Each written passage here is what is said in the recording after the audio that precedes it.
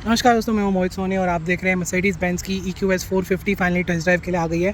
Launch से मैं आपके लिए वीडियो ले आया था जनवरी में, आ चुकी है अभी टेस्ट ड्राइव के लिए।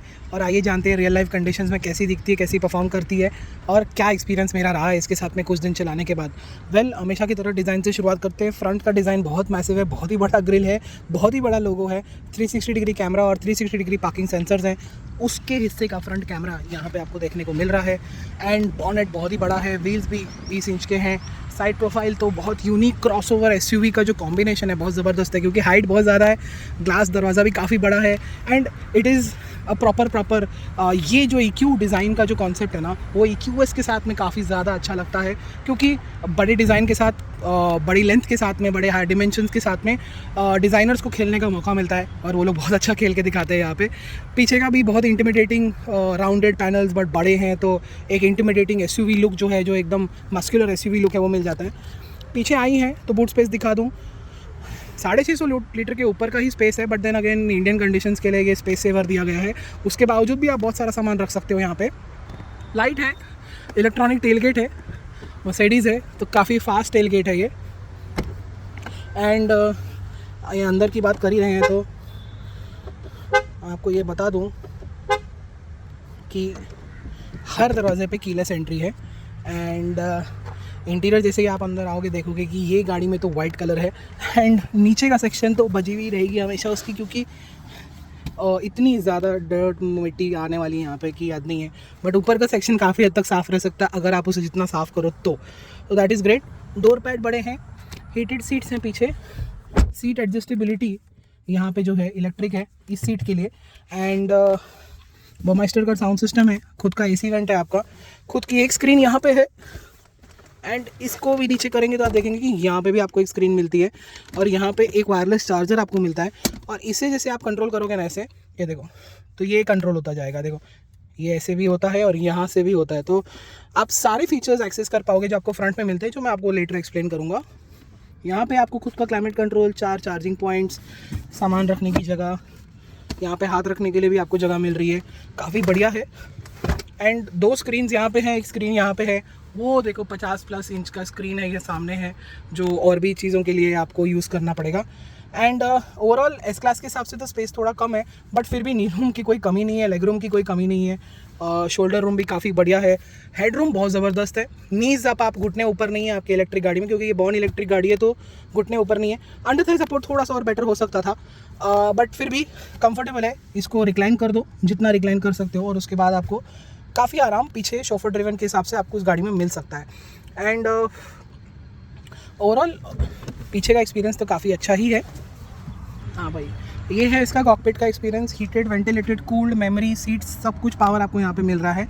एंड आके बैठते हैं, बहुत ही भारी दरवाज़ा बंद करते हैं और स्टार्ट बटन दबा के आपको दिखाते हैं कि देखो भाई ऐसे स्टार्ट होती है Mercedes. And wireless charger, charging points, cup holder, ये सारा बटन, ये बटन से आप सारे फीचर्स कंट्रोल कर सकते हो। जैसे कि ये मोस्ट इंपॉर्टेंट फीचर्स है, ग्राउंड क्लियरेंस बढ़ाने के लिए, एडवांस फीचर्स बंद करने के लिए। ऑल सेटिंग्स में जाओगे तो आपको कोलिजन अवॉइडेंस हमेशा बंद करना पड़ेगा, क्योंकि E क्लास और 1-2 गाड़ियों और के अलावा ना यहाँ पे आपको एक्टिव ब्रेक असिस्ट बार बार बंद करना पड़ेगा, क्योंकि आखिर में ये अभी भी ग्लोबल मॉडल है, इंडिया के लिए एग्जैक्ट ट्यूनिंग इसकी नहीं की गई है, तो ये एक एस्पेक्ट है। एंड स्टोरेज यहाँ पे देखो भाई, इतना डीप, आधा हाथ चला गया अंदर।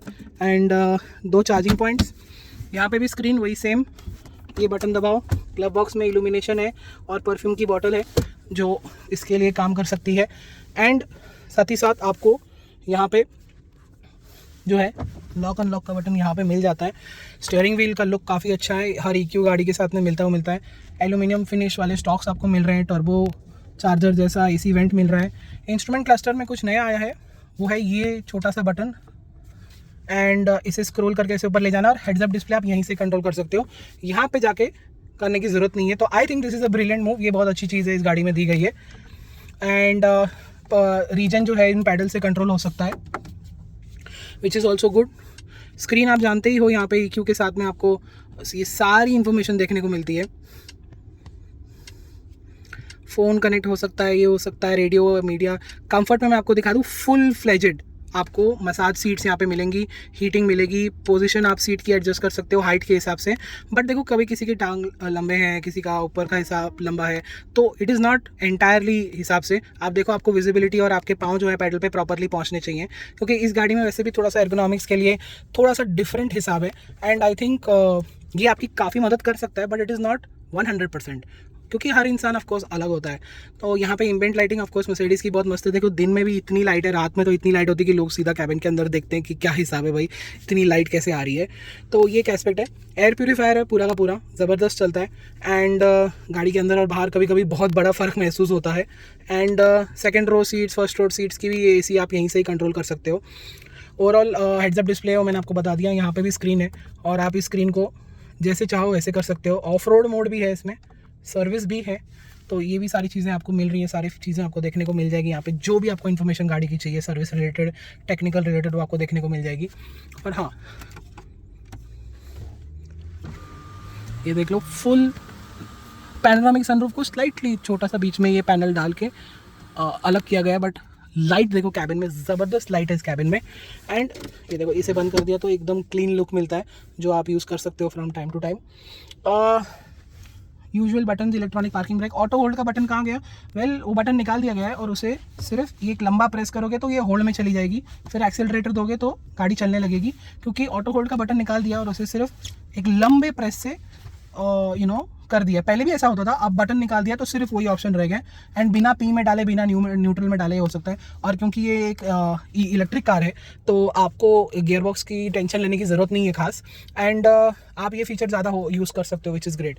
AC के वेंट्स, AC की परफॉर्मेंस काफ़ी अच्छी है इंडियन कंडीशंस के लिए। एंड एडजस्टेबल हेडरेस्ट है, यहाँ पे पिलो है एडजस्टेबल, आपको वहाँ पे सीट बेल्ट भी मिल रहे हैं। यहाँ पे भी हीटेड कूल्ड मेमोरी सीट्स, आपको यहाँ पे सब कुछ मिल रहा है, देख लो। तो सब ज़बरदस्त काम करता है, कोई खास कंप्लेन नहीं है। एंड आई थिंक कंप्लेन मुझे इस कैबिन से थोड़ी है, तो इसकी एर्गोनॉमिक्स थोड़े से डिफरेंट लगते हैं, थोड़े से। आई थिंक सीट एडजस्टमेंट मैंने काफ़ी बार की है देन यूजुअल, बिकॉज कभी ऐसा लगता है कि पाँव नीचे नहीं पहुंच रहे, या कभी विजिबिलिटी बढ़िया नहीं मिल रही and all of that. But जैसे कि मैंने आपको बताया, वो फीचर आपको उसकी काफ़ी हद तक मदद कर देगा। ओवरऑल ऑफ रोड मोड है, मसाज सीट है, हीटेड कूल वेंटिलेटेड है, सीट स्क्रीन ज़बरदस्त है। आपको यहाँ पे फॉन्ट्स, ग्राफिक्स, लेआउट सब कुछ ज़बरदस्त आपको मिल रहा है।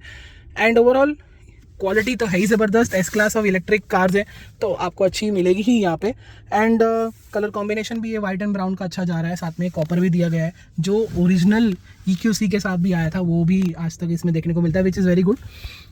आई थिंक यही इसका इंटीरियर है। चलाने में देखते हैं कैसी है EQS 450। सो दोस्तों, मैं चला रहा हूँ अभी मर्सिडीज बेंज EQS 450 एंड इस गाड़ी की क्या खासियत है। वेल, और चलाते टाइम मैंने एक्चुअली क्या नोटिस किया है, वो ये नोटिस किया है कि इस कार का जो हिसाब है is very very different from any other Mercedes as well. इतना डिफरेंट है ना कि लोग एक्चुअली काफी हैरान हो जाते हैं इस गाड़ी में घुस के कि भाई ये तो कुछ मर्सिडीज बेंज जैसा है भी और नहीं भी। बिकॉज आपकी विजिबिलिटी आउटसाइड, एर्गोनॉमिक्स काफी डिफरेंट है इस गाड़ी में। एंड एक सेंस ऑफ डिस्कनेक्ट फील हो जाता है कि हाँ भाई ये क्या हो गया, मैं तो मर्सिडीज बेंज देखने आया था। तो ये जो एस्पेक्ट है ना, ये EQ कार्स के साथ हमेशा रहा है। एंड ये EQS के साथ तो एकदम उभर के आ रहा है, बिकॉज ये फ्लैगशिप व्हीकल है, ये टॉप ऑफ द लाइन है, इसमें आपको सब कुछ मिलता है। एंड साथ ही साथ आपको जो एक्सपीरियंस है वो बहुत ही ज्यादा डिफरेंट है। तो आई गेस ये सब आपको आई थिंक किसी ने अभी तक आई थिंक बताया नहीं होगा कि जो इन गाड़ी का जो एक्सपीरियंस है बहुत डिफरेंट है। एंड शुरुआत करते हैं हमेशा की तरह, चला रहे हैं तो मैं आपको कुछ नंबर्स बता देता हूँ कि 0 to 100 ये 6.1 सेकंड में जाती है, 122 किलोवाट की बैटरी है, और आपको रियल लाइफ रेंज इस गाड़ी के साथ 700 किलोमीटर के ऊपर कुछ नंबर मिल जाएगा। एंड एक सिंगल चार्ज में ओवर 700 किलोमीटर मिलना I think is a luxury car aspect which is only और only available with the Mercedes Benz cars और दी EQS कार्स, जहाँ पे आपको इतना सारा रेंज मिल रहा है जो बाकी गाड़ियों में आपको आसानी से नहीं मिल पाता। वहां पे अभी भी वो लोग 400-500 किलोमीटर की रेंज के आसपास है, या मैक्स 600 किलोमीटर के आसपास है। कोई भी आपको 700-800 की रेंज के आसपास नहीं दे पा रहा है इस EQS SUV और EQS सेडान के अलावा। तो ये जो रेंज के नंबर्स है ना, they are properly luxury car numbers. And luxury car owners को यही चाहिए कि भाई मैं कम से कम चार्ज करूं और ज्यादा से ज्यादा चलाऊं, because that is what they are paying for, the extra big money. तो ये एक खासियत SUV के साथ में भी है। एंड EQS के साथ तो आपको 2 ऑप्शंस मिलते हैं, there is a 7 seater version as well, तो वो भी आप उसे यूज़ कर सकते हो, विच इज़ ग्रेट। एंड ये जो है आपको एक बहुत ही डिफरेंट कार मिलती है। एर्गोनॉमिक्स इसके थोड़े से मुझे अलग लगते हैं, दैट इज द अलग part of this car. Visibility थोड़ी सी अलग है, शेप गाड़ी का अलग है, सीटिंग पोजीशन थोड़ी अलग है।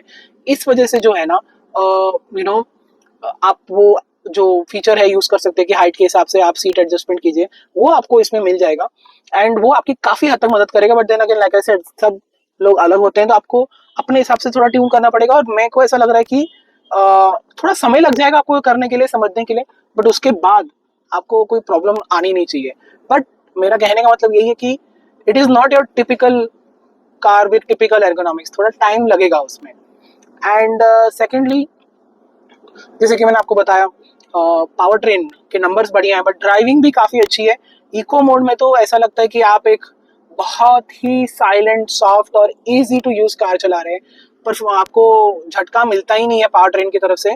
कुछ कुछ इलेक्ट्रिक गाड़ियों में झटका काफ़ी अच्छा वाला आता है, पावर के साथ में, फुल थ्रॉटल के साथ में, वो स्पीड का झटका अलग है, कभी कभी तो पावर डिलीवरी का भी झटका आता है, वो इसमें है ही नहीं, ना के बराबर है। समथिंग जो आपको आप एक्सपेक्ट करोगे वो आपको मिल रहा है, बट कुछ कुछ गाड़ियों में वो नहीं मिलता, इसलिए मैं बता रहा हूँ।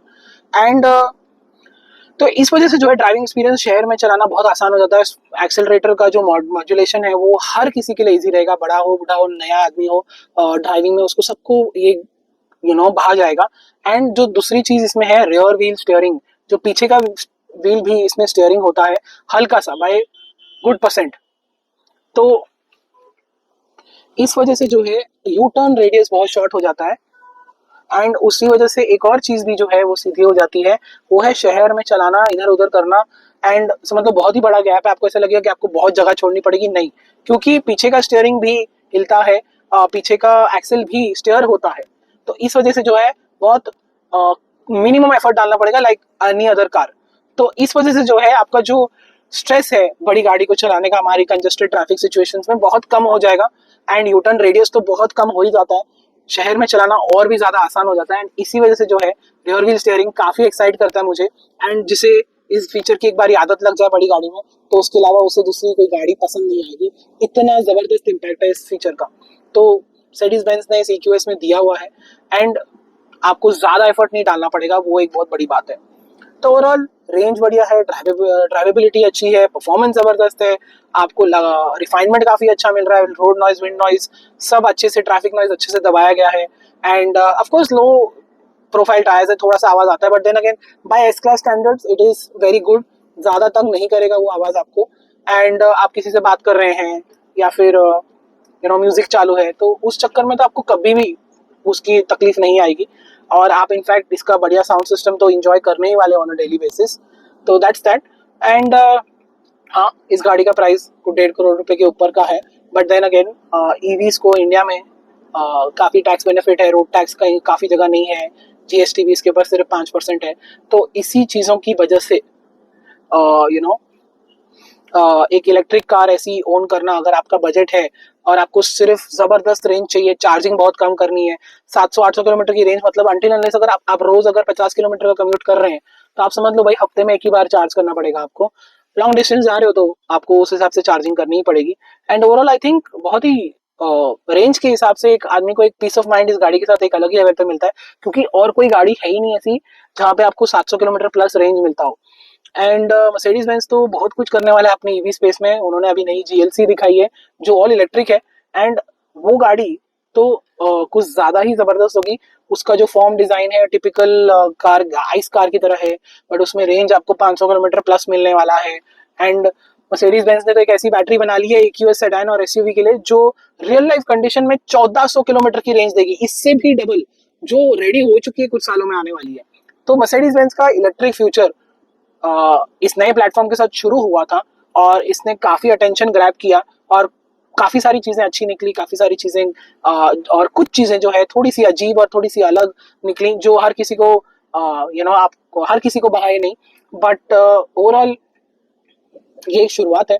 एंड इस गाड़ी में आपको कंफर्ट तो मिलता ही है, एंड स्पेस मिल रहा है, लग्जरी मिल रही है, रिफाइनमेंट जबरदस्त मिल रहा है, राइड क्वालिटी थोड़ी जिटरी है, बस दैट इज इट। एर्गोनॉमिक्स थोड़े से डिफरेंट है, दैट्स इट। ये दो चीजें थोड़ी सी अजीब है, आपको यूज टू हो जाओगे, एंड उसके बाद फिर आप इस गाड़ी को बहुत ज़्यादा इंजॉय करोगे। एसयूवी है आफ्टर ऑल, पॉटहोल्स की टेंशन नहीं है, ग्राउंड क्लियरेंस आप इंक्रीज कर सकते हो। तो एवरी सिंगल थिंग, हर चीज़ का केयर किया गया है एंड हर चीज़ को सीधा किया गया है। और आगे आने वाला फ्यूचर तो और भी ज़बरदस्त होने वाला है मर्सिडीज बेंज के साथ। तो बहुत बहुत धन्यवाद ये वीडियो देखने के लिए। मिलते हैं अगले वीडियो में। फिर भी कुछ सवाल है तो पूछ लो कमेंट सेक्शन में। तब तक के लिए thank you and good bye.